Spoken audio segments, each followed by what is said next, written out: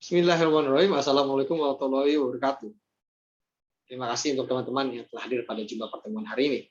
Untuk teman-teman kelas 9, bagaimana kabarnya pada hari ini, pada masa pandemi ini? Saya harap semuanya dalam keadaan yang sehat. Dan saya sarankan semuanya untuk tetap menjaga kesehatan dan tetap melakukan pembelajaran secara online dan daring seperti ini. Oleh karena itu, pada kesempatan kali ini, saya Pak Haji akan memberikan pembelajaran online daring bab 1 PPKN terkait perwujudan nilai-nilai Pancasila dalam berbagai kehidupan. Langsung saja kita masuk kepada materi pokok yang akan kita bahas pada pertemuan hari ini. Pokok materi yang akan kita bahas adalah perwujudan nilai Pancasila, yang mana dibagi kepada 4 aspek, yaitu aspek politik dan hukum, aspek sosial budaya, aspek ekonomi, dan aspek pertahanan keamanan. Namun sebelum itu, sebelum kita memasuki mata pelajaran PPKN, memasuki pembelajarannya, kita harus memotivasi diri kita terlebih dahulu untuk agar menghayati makna-makna pesan-pesan yang akan disampaikan pada pembelajaran berikut. Untuk menumbuhkan motivasi tersebut, marilah kita nonton video dari Soekarno pada pidatonya 1 Juni 1945, yang mana dalam pidato tersebut Presiden Soekarno menjelaskan makna penting dari Pancasila sebagai pandangan hidup. Oleh karena hal tersebut, saya harap teman-teman menontonnya secara bersama-sama, karena di dalamnya Soekarno menyampaikan pesan-pesannya secara berapi-api, dan tentunya akan memotivasi kita untuk belajar PPKN selanjutnya. Langsung saja, selanjutnya, jika teman-teman sudah menonton video tersebut secara bersama-sama, apa yang bisa kita petik? Apa yang bisa kita ambil? Ada yang mengatakan bahwasanya dari video tersebut kita bisa melihat adanya gagasan-gagasan dari Pancasila. Hal tersebut betul. Namun dalam perspektif lain, kita bisa melihat bahwasanya Soekarno dengan pidatonya yang berapi-api mengatakan bahwasanya Pancasila merupakan pandangan hidup bangsa. Dalam hal tersebut, Soekarno mengatakannya dengan istilah filosofi Grand Slam, falsafah dasar negara, atau Welstanschauung, pandangan dunia, pandangan hidup bangsa. Inilah yang menjadikan Pancasila sebagai salah satu hal yang spesial bagi bangsa Indonesia, yaitu sebagai falsafah dasar Indonesia dan sebagai pandangan hidup bangsa Indonesia. Oke teman-teman, setelah kita menonton pidatonya yang berapi-api oleh Soekarno itu sendiri, marilah kita masuk kepada materi yang akan kita pelajari hari ini, yaitu terkait perwujudan nilai Pancasila dalam berbagai bidang. Ada 4 bidang yang akan kita bicarakan. Yang pertama, politik hukum, di mana perwujudan nilai Pancasila digambarkan dengan bentuk demokrasi, sistem demokrasi, pembentukan lembaga negara, hak dan kewajiban warga negara Indonesia, dan sistem hukumnya. Yang kedua, aspek ekonomi. Kita akan berbicara tentang sistem ekonomi yang dianut oleh Pancasila, yang dianut oleh Indonesia, yaitu sistem ekonomi Pancasila, serta kooperasi sebagai salah satu hal yang unik yang hanya ada di Indonesia sebagai soko guru perekonomian Indonesia. Ketiga, sosial budaya. Kita bisa melihat nilai Pancasila dalam aspek sosial budaya sudah kita temukan sehari-hari. Bahkan kita sudah menghayatinya. Sikap gotong royong, saling membantu, dan toleransi merupakan salah satu sedikit dari perwujudan nilai Pancasila dalam aspek sosial budaya. Dan yang terakhir, pada pertahanan dan keamanan, kita akan membahas tentang Siskam Hamrata, sistem pertahanan rakyat semesta, yang mana di dalamnya memuat nilai-nilai Pancasila. Langsung saja kita masuk kepada kajian pertama, politik dan hukum. Polhuk singkat. Teman-teman sekalian, mungkin teman-teman pernah mendengarkan kata politik, pernah melihat di sosial media contohnya ada kata politik. Namun, apa sih itu politik sebenarnya? Kita sering mendengarnya, namun tidak sedikit dari kita yang tidak tahu makna dari kata politik itu sendiri. Oleh karena itu, marilah kita belajar, marilah kita pahami apa sih politik itu sendiri. Yang pertama, secara singkat kita bisa melihat politik adalah seni dan ilmu untuk meraih kekuasaan. Ibaratnya, politik itu adalah sebuah catur, di mana sebuah catur berkuasa berusaha untuk menguasai bidak-bidak yang ada dalam papan catur itu sendiri. Itulah politik dalam analogi singkatnya. Langsung saja kita masuk kepada perwujudan nilai Pancasila pada aspek politik hukum. Pada aspek politik hukum kita bisa melihat ada 4 hal. Sistem demokrasi, di mana sistem demokrasi merupakan salah satu sistem pemerintahan yang dianut oleh bangsa Indonesia.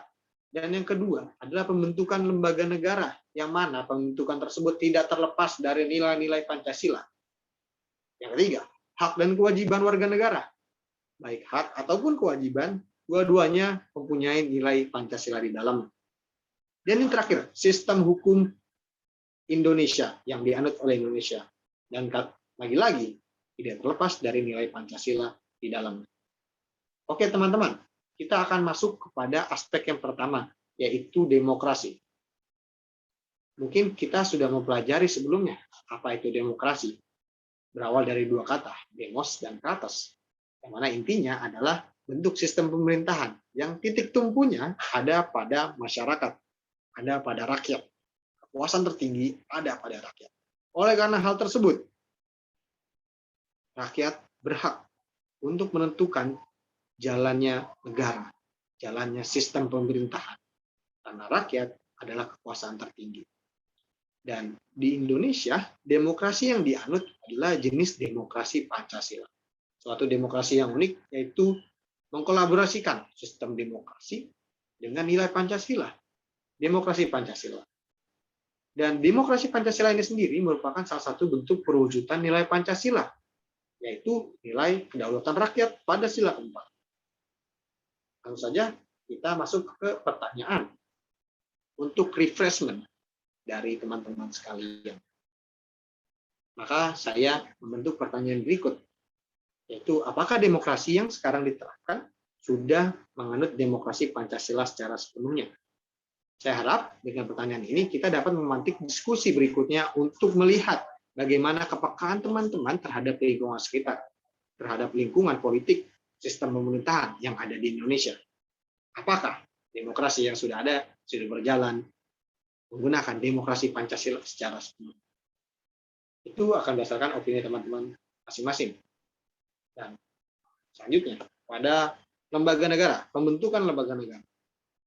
Pembentukan lembaga negara tidak terlepas dari perwujudan nilai-nilai Pancasila. Lembaga negara adalah lembaga yang dibentuk berdasarkan Undang-Undang Dasar. Dan pembentukan lembaga negara harus berdasarkan nilai-nilai pada Pancasila. Kita bisa melihat lembaga negara di Indonesia ada 3. Yang pertama eksekutif, legislatif, yudikatif. Atau singkatnya menganut sistem trias politika. Trias politika ini sendiri harus berasaskan melayani masyarakat, dibentuk berdasarkan musyawarah pun. Oleh karena itu, pembentukan lembaga negara tidak terlepas dari nilai-nilai Pancasila di dalam. Karena semuanya harus bersumber pada Pancasila. Lagi-lagi. Oke. Hak dan kewajiban. Kita sudah mendengarkan, sudah memahami terkait hak dan kewajiban. Bahkan dalam kelas-kelas sebelumnya. Apa itu hak, apa itu kewajiban?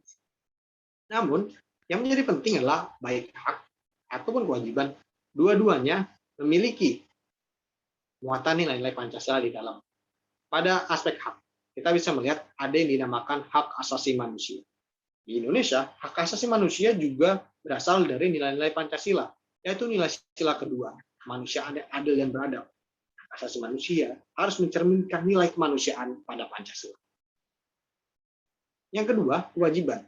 Bentuk kewajiban yang sangat erat hubungannya dengan Pancasila adalah kewajiban untuk menjadi warga negara Indonesia. Teman-teman sekalian, saya rasa semuanya adalah warga negara Indonesia. Oleh karena hal tersebut, sebagai warga negara Indonesia, kewajibannya yang harus diemban adalah untuk mengakui dasar negara Indonesia, yaitu Pancasila. Itu yang menjadikan hak dan kewajiban sebagai salah satu bentuk perwujudan nilai Pancasila dalam aspek politik hukum. Selanjutnya, sistem hukum. Kita bisa melihat pada bagian sebelah kiri ada bentuk piramida. Undang-Undang 1945 menjadi titik tertinggi. Ada Perpu, peraturan pemerintah, dan seterusnya. sistem hukum di Indonesia, hierarki, urutan, tingkat hukum yang ada di Indonesia yang berlaku, semuanya harus berlandaskan nilai-nilai dalam Pancasila. Tidak diperbolehkan semuanya berlawanan ataupun bertentangan. Oleh karena hal tersebut, ada suatu makna yang mengatakan Pancasila sebagai status fundamental norm, di mana suatu bentuk peraturan, suatu bentuk hukum, semua akan berasas, berlandaskan dari nilai-nilai Pancasila. Itu adalah terkait sistem hukum sebagai perwujudan nilai pada Pancasila pada aspek politik hukum. Sehingga ada 4, teman-teman sekalian. Perwujudan nilai Pancasila pada aspek politik dan hukum ada pada demokrasi, pembentukan lembaga negara, hak dan kewajiban, dan sistem hukum. Masing-masing saling berhubungan dan masing-masing pasti memiliki nilai-nilai Pancasila di dalamnya, baik itu sila kedua, baik itu sila keempat, sila kelima, dan seterusnya. Masing-masing pasti memiliki nilai-nilai tersebut. Langsung lanjut, kita masuk pada perwujudan nilai Pancasila dalam bidang ekonomi. Yang menjadi titik garis bawah terkait perwujudan Pancasila dalam bidang ekonomi adalah bagaimana kita memahami sistem ekonomi di Indonesia. Untuk teman-teman sekalian, apa sih sistem ekonomi itu sendiri? Sistem ekonomi merupakan salah satu landasan acuan pokok bagaimana pedoman dasar ekonomi di Indonesia bergerak. Dan sistem ekonomi di Indonesia yang dianut adalah sistem ekonomi Pancasila. Ada banyak jenis sistem ekonomi di dunia. Sistem ekonomi komando, dan lain-lain. Dalam Pancasila, namun Indonesia menggunakan sistem ekonomi Pancasila. Pada bagian ekonomi, kita bisa melihat bahwa sistem ekonomi di Indonesia memiliki muatan nilai Pancasila di dalamnya. Salah satunya diatur dalam muatan Undang-Undang 1945 pasal 33, yang mana menyatakan bahwasanya perekonomian disusun sebagai usaha dengan berlandaskan asas kekeluargaan.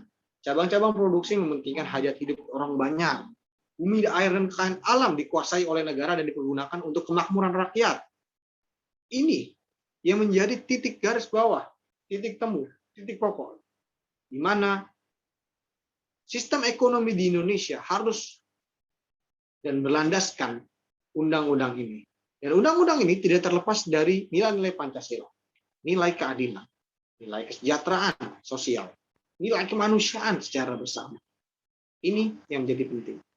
Ada 2 nilai dasar Pancasila dalam Undang-Undang 1945 pasal 33 yang mengatur tentang sistem ekonomi Pancasila ini sendiri. Ini yang menjadikan perwujudan nilai Pancasila pada aspek pada bidang ekonomi.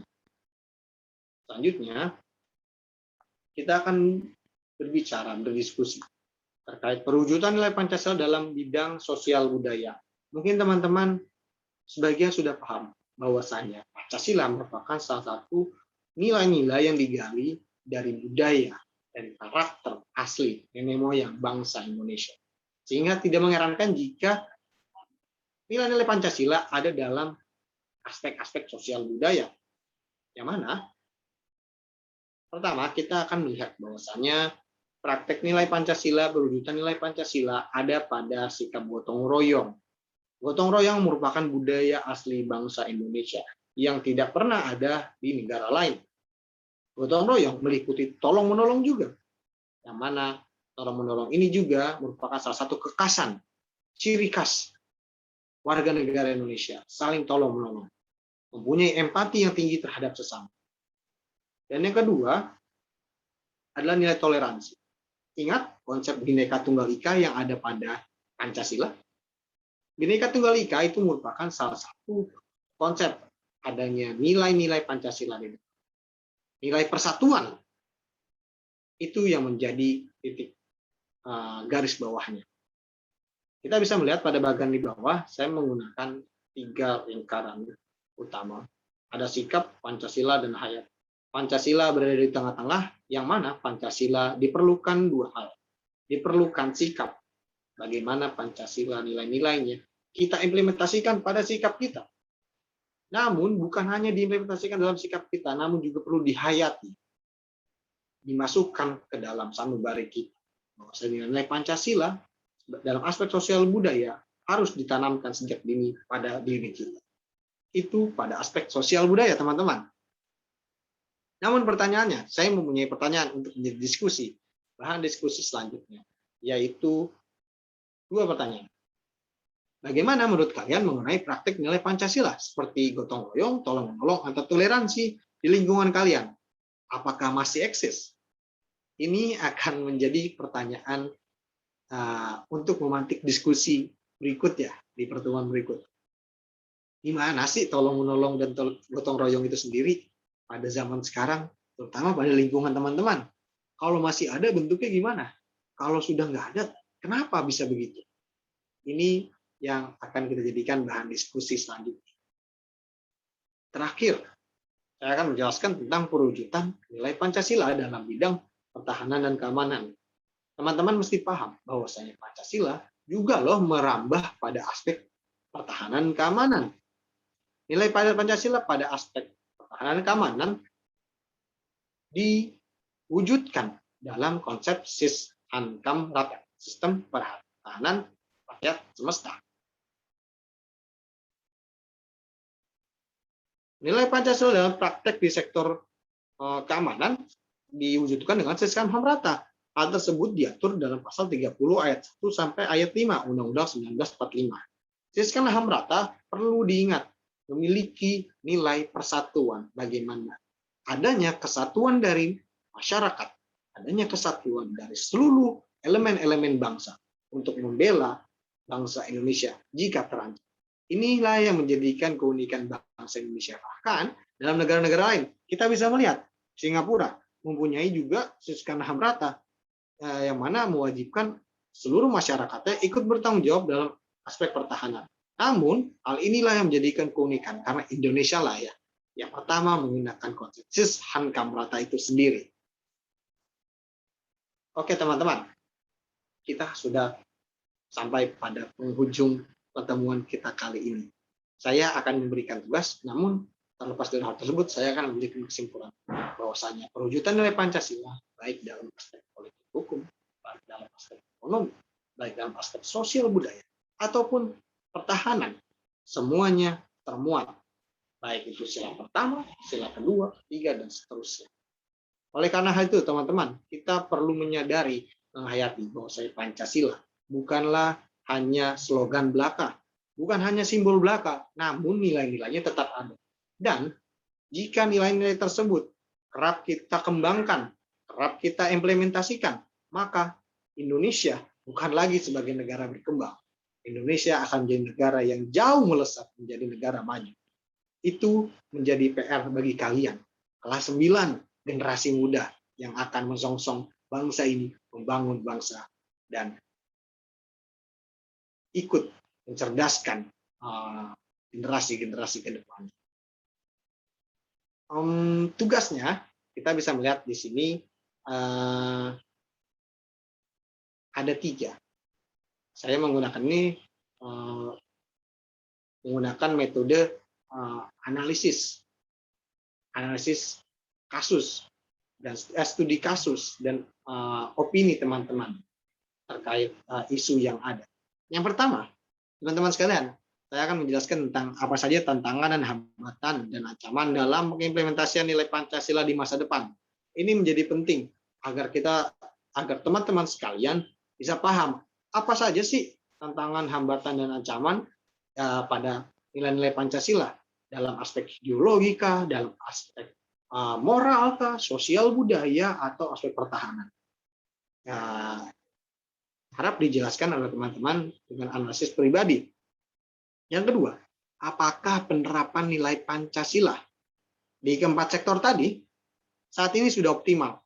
Berikan analisa secara konkret dan faktual, disertakan solusi menurut Anda pribadi.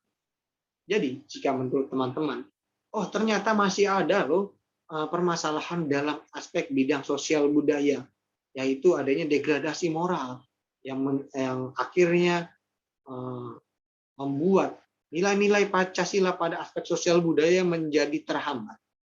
Sekiranya teman-teman harus analisa apa penyebabnya dan apa solusinya. Itu untuk pertanyaan nomor 2. Pertanyaan nomor 3 adalah membedakan, menjelaskan terkait 5 perbedaan antara ideologi terbuka dan ideologi tertutup. Ideologi Pancasila dan ideologi tertutup. Dikerjakan harap menggunakan tabel. Oke teman-teman, di akhir pertemuan hari ini, saya harap pembelajaran yang saya berikan pada hari ini dapat berguna untuk teman-teman memahami pembelajaran PPKN. Oleh karena itu, sekian dari saya. Jika ada yang ingin tanyakan, harap menghubungi saya. Kurang lebihnya mohon maaf. Wassalamualaikum warahmatullahi wabarakatuh. Terima kasih.